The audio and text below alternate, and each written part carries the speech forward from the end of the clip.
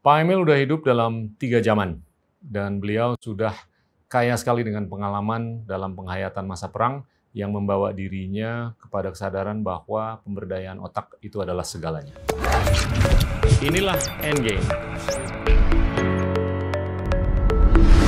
Hai teman-teman, kita hari ini kedatangan Pak Emil Salim yang baru aja merayakan ulang tahun ke-90, dan kita tentunya akan ngobrol panjang dengan beliau mengenai banyak hal terkait dengan pengalaman beliau yang sangat kaya dari zaman revolusi, zaman kemerdekaan, sampai kita berdemokrasi, dan tentunya yang paling passionate beliau adalah terkait lingkungan dan pendidikan.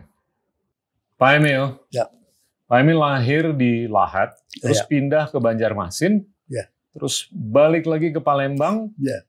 pindah lagi ke Bogor, terus ke Jakarta, terus ke Berkeley, Ya. where my dad met you, my Ya. mom met with you, terus balik ke Jakarta. I mean, you've had a very, very illustrious life. Saya ingin dengar dari Pak Emil, perjalanan hidup Bapak dari tahun 1930, Ya. tanggal 8 Juni, Bapak baru umur belasan tahun, itu baru aja selesai Perang Dunia Pertama. Betul. Terus Bapak umur belasan tahun, Perang Dunia Kedua. Ya. I mean, you've seen more things dibanding saya dan masyarakat luas. Ya. Silakan. Ya, itu dalam kalau lihat waktunya, yang menarik adalah saya mengalami 3 zaman. Zaman kolonial pada saat saya di SD, di European Lager School, bersama teman-teman Belanda. Ya, we are good friends, normal, main kasti, main sama-sama. Ada satu peristiwa yang saya berkesan dalam bagi saya. Sehabis main kasti di Banjarmasin, di dekat sekolah kami ada namanya Société de Kapel, yaitu tempat orang Belanda minum-minum. Jadi kami rombongan main kasti itu anak Belanda, semuanya Belanda kecuali saya. Masuk kita ke Société de Kapel, mau orange crush minum, ya. Semua masuk, saya ditahan di pintu. Oke. Teman-teman bilang, ini teman kami, tidak boleh. Kenapa? Ditunjuk satu papan pengumuman, verboden toegang voor honden en inlanders. Jadi apa artinya? Saya bilang, kulit kamu itu lain dari kulit temanmu. Jadi kamu tidak boleh karena kulit. Lah, ada apa sama kulit saya? Betul-betul ya, saya tidak mengerti. Tidak boleh. Why? Tapi tidak boleh. Sudah teman masuk, tapi saya tersinggung itu, tidak mengerti. Lari ke rumah itu, nangis itu, mengadu pada ayah. Mengapa saya tidak boleh masuk itu? Di sana ayah itu berkata, dan itu membawa kesan mendalam. Kita ini, tanah air kita tidak lagi milik kita. Kita ini dijajah karena kita inlander, pribumi. Gitu. Jadi apa maksudnya? Saya tidak mengerti apa itu. Ya, tidak betul. Kita ini kelas 3. Gitu. Nomor 1 Europeanen, nomor 2 Vreemde Oosterling, nomor 3 kita Irlander. Karena itu tidak bisa masuk. Saya bilang, why? Tidak mengerti saya itu. Baru ayah yakinkan kau ini adalah anak jajahan. Trum. Tapi kata ayah, otakmu tidak dijajah. Gitu. Kulit bisa coklat, coba ya. Buktikan bahwa otakmu tidak lebih rendah kelas 3 dibanding mereka. Itu mendorong saya belajar terus. The driving force. Jadi kalau saya terus terang ya, kalau ada rapat ada orang kulit putih itu, saya cenderung mau kasih lihat. Kalau dia ngomong, saya ikut ngomong. Agak-agak sama. Ada konferensi, orang masuk gitu. Ada satu desakan ya. I'm not inferior than you. Gitu. You've got to validate. That was the first pengalaman yang sangat mendalam itu. Tapi juga membawa dorongan harus belajar. Siap. Gitu. penting. Jadi fire belajar, otak kembangkan, tunjukkan kamu tidak berendah. Satu. Dua, di zaman Jepang ya, masuk asrama. Jadi masalah. Bayangkan Bung, ya, masuk asrama Jepang, keadaan sulit makan. Ya. Makan pagi itu adalah apa itu? Sashimi, sushi, papeda itu, papeda ya. Ya, yang itu pagi-pagi, jam 6:30. Papeda. Jam 11 sudah lapar kita. Ya. Siang sedikit ya makan sulit kan zaman itu di asrama. Di asrama di Mizuho Gakuen, di asrama di Palembang. Jadi merasakan makna lapar. Jadi apa itu lapar itu? Akhirnya kita ngadu, saya Hanjo, kepala menghadap ke Jepang. Ini lapar kita bilang. Dia bilang, coba kalian punya tanah ini baik. Ini pacul, kau pacul. Pakai otak tanam apa? Kau punya perut, itu pupuk, tanah, pacul, otak, tanam sendiri. Masya Allah, kita bikin. And we did it. Wow. Kita gunakan itu. Jadi safety tank asrama. Iya. Kita keruk, pakai untuk pupuk, tanah kita pacul, kita tanam, dan memang tanaman yang mengenyangkan lah itu ya. Apa pelajarannya? The knowledge of lapar. Siap. And the conviction of mampu berdiri sendiri, ya, even with your pupuk dari perut ya, untuk kebutuhan sendiri. Nah itu zaman. That's the lesson dari Jepang. You really must know what is lapar. Ya. Di sana to appreciate. Ya, oh iya. Dan apa? Food. The driving force sampai kita nanam is karena kau tahu makna lapar itu. Nah, ketiga waktu zaman revolusi. Ya. Tapi antara zaman Belanda sama zaman Jepang gimana perbedaan penderitaannya? Mana yang lebih ekstrim? Di Belanda itu tidak ada penderitaan, hanya tekanan batin itu. Tapi ya kita normal sekolah biasa macam-macam, dan Banjarmasin tuh ya kotanya itu normal lah, tidak ada apa-apa. Jepang yang there artinya lapar, kekurangan, macam-macam dan sebagainya ya. Dari the worst side of life itu adalah di zaman Jepang. Nah, pada waktu revolusi ya sebagai anak muda mengikuti kakak pergi ikut ke front di Ciracas, ada perang Ciracas itu ada sama Belanda, ya kita ikut. Tapi ya ketika itu saya baru menginsaf, you do nothing ya. Jadi contohnya kita pakai parabellum itu ya, parabellum yang disimpan di tanah itu, jadi dibersihkan itu. Nah dengan parabellum ya aksi ada kan senjata hebat ini, ikut ya. Tiba-tiba bunyi, ya. Teman saya di sebelah, dia berdiri, di mana ya? Dia lihat tuh, pam, jebret, mortir. Wow. Then, we have not knowledge what is mortir. My God. Kita tidak tahu bahwa kalau itu benda dan mortir itu zeng, nama itu. Habis dia punya perut. Jadi kakak saya bilang, sekarang kamu back. Ini lemparan mortir dari di Bukit Caritas. Dari siapa? Dari mana? Dari Belanda. My God. Belanda yang nyusup. Masih belum terima ya. Yang dimusuh tentara Belanda itu.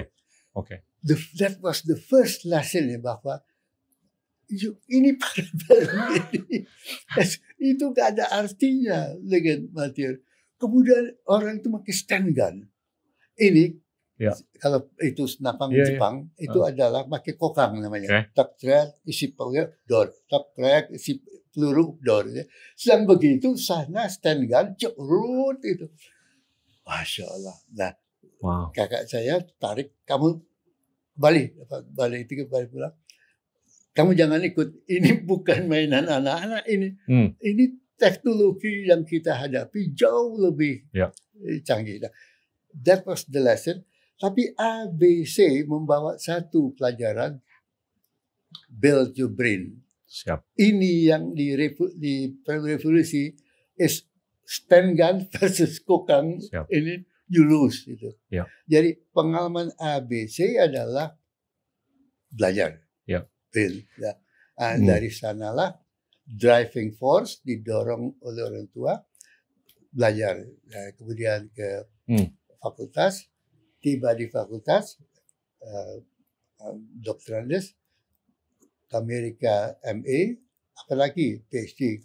Pak Emil masuk universitas usia berapa waktu itu? 18 tahun. 19, usia. Oh, usia. Tahun 28. Oke. Jadinya perang dan segalanya tuh distract atau memperlambat ya. Ya. Oke. Dan membawa saya pada pengalaman penghayatan yang membawa saya pada keinginan untuk kemudian Jobrin gitu. Oke. Jadi masuk itu 28. Oke. Dan 34 selesai PhD di Berkeley ya. Ya. Tapi that is the background ya. Ya. Dan saya bersyukur mengalami hal ini ya. Karena memahami jadi kalau kita mendengar 17 Agustus ya. Lagu kebangsaan itu you feel the meaning of Merdeka. Bendera itu ya. Karena you pernah alami, you are nothing. Masya Allah. Jadi tiap 17 Agustus itu ya terharu ya. Pak Emil, kalau saya dengar ceritanya Bapak, itu kan waktu zaman perang, nggak zaman Belanda, nggak zaman Jepang, revolusi dan segalanya. Itu orang-orang di sekitar Pak Emil tuh sense of giving up-nya tinggi atau lebih banyak sense of survival? Giving up sampai ya bagaimana itu Pak ya Pak, and this is the fight of the lifetime itu Pak. Jadi semua yang ikut semacam berjuang ya merasa ini adalah now or never itu satu rangka mati-matian itu. Merdeka itu ya betul-betul masuk. It's not pidato. But you have your experience. To be an inlander. Terus kalau saya perhatiin, Bapak lulus PhD tahun 64 kan?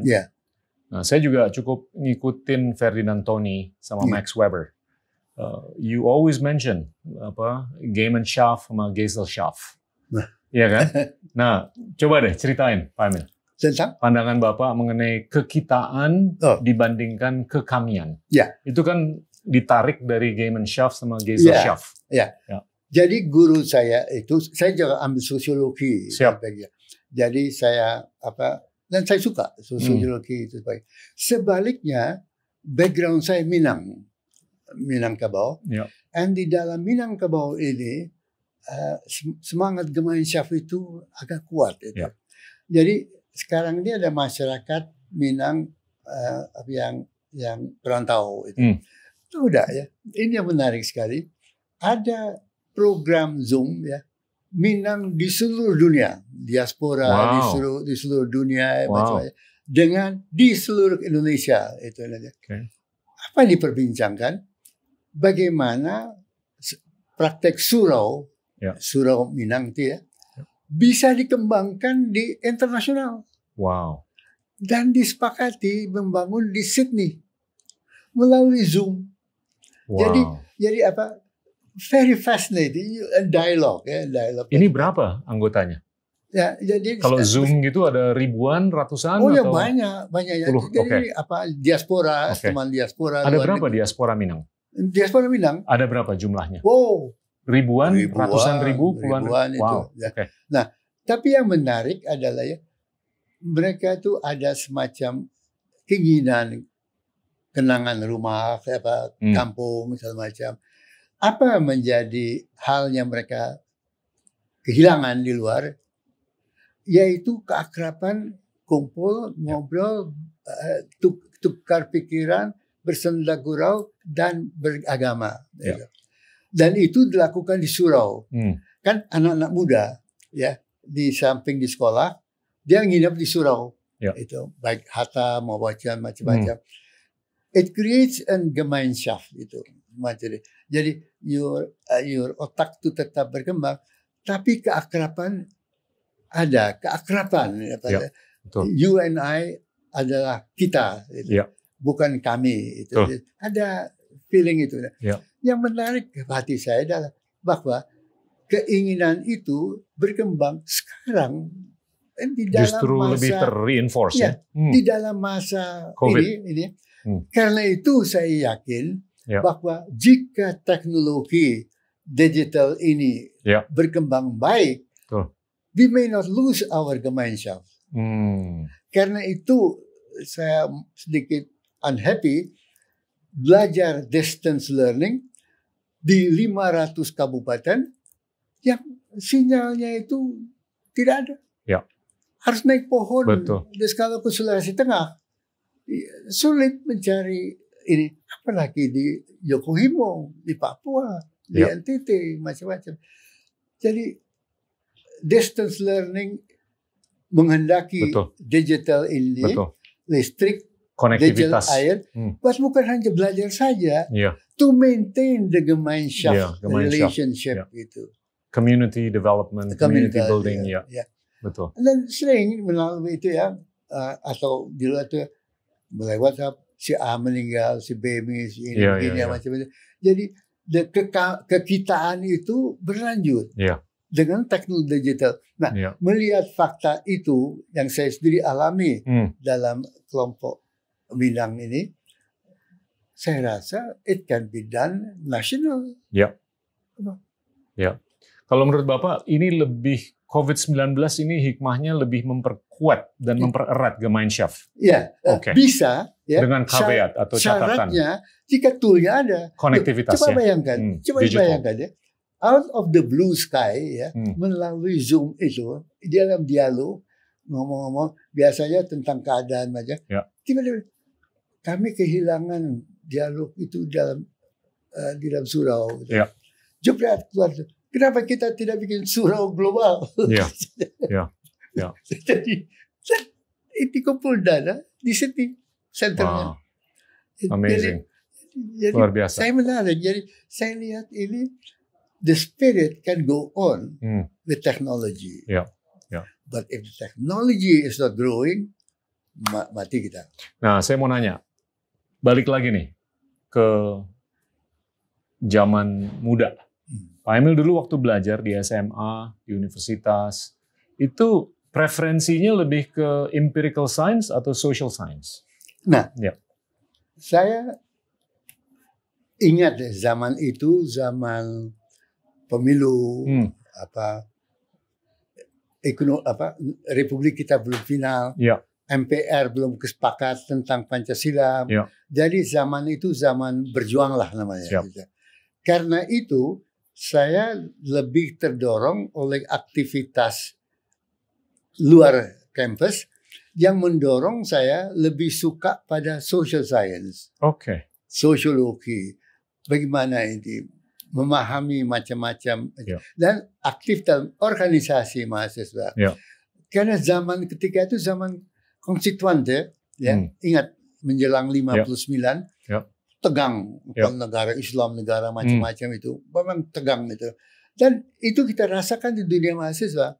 Maka saya berada pada Dewan Mahasiswa, Student Council, yang tidak mempunyai ke-Islam atau Kristen. Kita ilmiah itu. Tetapi diskusinya sangat hal-hal membahas hal itu. Karena itu, saya mengalami betapa sulitnya zaman itu menggolkan undang-undang dasar yang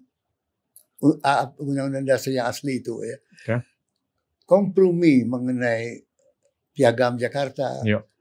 Kemudian di MPR terpaksanya dekret presiden voting antara pro Islam dan pro itu sangat tipis itu.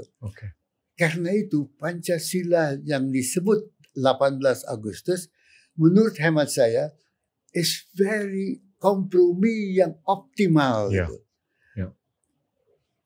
saya ikuti apa ya sebagai mahasiswa itu orang dari Bandung, sebagai wartawan. Tapi saya rasakan itu ya, ini soal ini nation is at stake. Karena itu saya kurang suka kalau orang mau membongkar undang-undang yang preamble 18 Agustus. Don't touch this. Sebab lahirnya itu sudah sulit. Ya. Jadi kalau orang yang tidak tahu historinya, betul. Kalau itu mau dikutak-katik tanpa tahu background history, my God. Saat itu saja di kalangan mahasiswa saja sudah kita rasakan itu. Dan kebanyakan sekarang yang berupaya mau mewacanakan atau membongkar juga belum lahir. Tahun 50-an. Belum lahir, bahkan tahun 60-an. Yang muda-muda ini kan, yang lahir mungkin tahun 70-an atau 80-an. Nah, balik lagi Pak. Ini kedengarannya Pak Emil tuh cukup sangat terpengaruh dari lingkungan. Mengenai apa yang Bapak minati kan. Tapi kalau saya lihat tadi Pak Emil banyak ngomong mengenai digitalisasi untuk meningkatkan konektivitas agar kekitaan itu bisa terpelihara. Ya kan? Saya melihat sekarang ini anak-anak muda banyak sekali yang menggeluti social science. Saya melihat kurang sekali untuk empirical science. Itu kalau bahasa yang sekarang itu adalah STEM, Science, Technology, Engineering, and Mathematics. Nah, kita bisa lihatlah di skor PISA, ya kan? Kita mungkin kurang terlalu berkenan, tapi kita juga kalau menurut saya harus ada penyikapan mengenai pendidikan kan. Agar kita tuh lebih bisa merangkul yang empirical science. Bukan berarti kita mengenaktirikan social science, tapi kita harus membobotkan. Nah itu pandangan Bapak gimana mengenai itu? Jadi begini, saya juga salah satu pengagum Bung Hatta. Siap. Maka tiap Rebo di dalam tahun 50-an bersama dengan beberapa mahasiswa kita dialog beliau. Beliau saat itu menulis buku ilmu Yunani. Jadi citra tentang falsafat Aristoteles, Socrates, macam-macam. Yang waktu itu belum ada agama. Agama belum ada. Tapi kesan yang saya peroleh pada waktu dalam pembahasan itu adalah Socrates mengajar kita what to do. The how to do, pakai otak, the what, the how, the when, macam-macam. Tapi ada satu kata Bung Hatta yang tidak digugat oleh Socrates, Aristoteles. For what? For whom? Ada istilah itu latinnya, gitu, for whom. Nah, ini saya pribadi temukan di dalam mempelajari zaman Baitul Hikmah, rumah House of Wisdom. Jadi mengapa saya kemudian tertarik sini? Ketika orang semua bicara tentang Islam, Islam yang dibicarakan itu kepolitisir itu.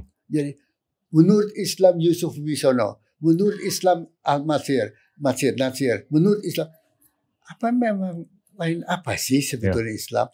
Yang saya tertarik adalah di mana Islam menjadi influential for the dunia, for the globe, for the peradaban itu. Zamannya House of Wisdom. Dan dalam zaman House of Wisdom itu Khalifah Iskandar itu. Tetapi melahirkan tokoh-tokoh Ibnu Sina, Al-Khawarizmi, macam-macam itu. Dan yang menarik berdasarkan agama. Just why? Bagaimana connectionnya itu? Saya suka ilmu, lantas ketemu kok Ilham Khawarizmi luar biasa. Distimulir oleh begini. Betul. Dan kenapa kita tidak bisa melakukan pembangunan agama? Bukan tuh konflik.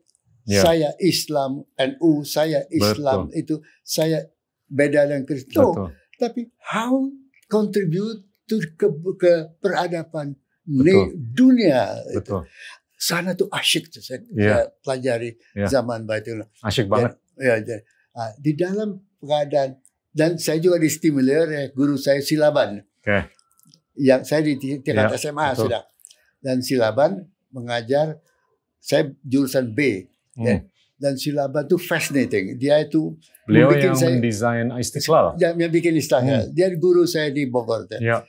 Tapi cara mengajar, dia mengajar saya aljabar, goniometri, stereometri, dan beschrijfmeetkunde. Ilmu ukur lukis apa namanya itu ya. Jadi, tapi cara mengajar itu fascinating gitu. Diselip dengan cerita tentang Khawarizmi. I'm a big fan of Al-Khwarizmi. Dia yang menemukan aljabar. Dan sebetulnya kata-kata seperti algoritma itu algoritmi Al-Khwarizmi. Itu banyak yang nggak tahu di dunia digital bahwasanya algoritma atau algorithm itu muaranya adalah Al-Khwarizmi. Dia menemukan navigasi, astronomi dan segalanya. Jadi terus terang Silaban makes me exciting mengetahui hal-hal ini. Al-Khwarizmi, Ibn Sina, kemudian yang astronomi dan segala macam. Nah, maka itu menempatkan saya melihat Islam dari kacamata it can be part to membangun budaya peradaban dunia. Betul. Cilakanya kan si Hulagukan, pasukan kan. Ingat saya, 13 Februari tahun 1258. Abad ke-13. Dia hantam. Hancur. Dihantam oleh Mongol. Di Mongol. Di Baghdad dan sekitarnya. Di Baghdad hancur. Betul. Tragedinya setelah tahun 1358 itu hilang Islam. Betul. Islam sebagai kontributor budaya peradaban, civilization, dunia hilang. Dan kita menjadi berkelahi sinilah, ribut sinilah, mas inilah. Jadi sedih saya. Saya bahkan Pak Emil itu ilmu navigasi yang digunakan oleh Vasco da Gama, Christopher Columbus itu menggunakan basis-basis yang ditemukan oleh Khwarizmi dan teman-teman. Nah, mengapa kita tidak juga berbuat yang sejalan itu? Ini tiang-tiang peradaban dunia, bukan Baghdad, bukan ini, bukan hanya dunia. Why are we not thinking melalui alur itu? Sehingga dunia sekarang ini apa sih peradabannya? Apa memang peradaban yang di ala Donald Trump itu? Atau pakai bagaimana? What is the budaya dunia yang mendorong perkembangan peradaban? Di sana saya merasa di Hungary kelaparan untuk mengikuti bagaimana bisa the House of Wisdom Bait al-Kalimah itu bisa berkembang di abad ke-21 ini.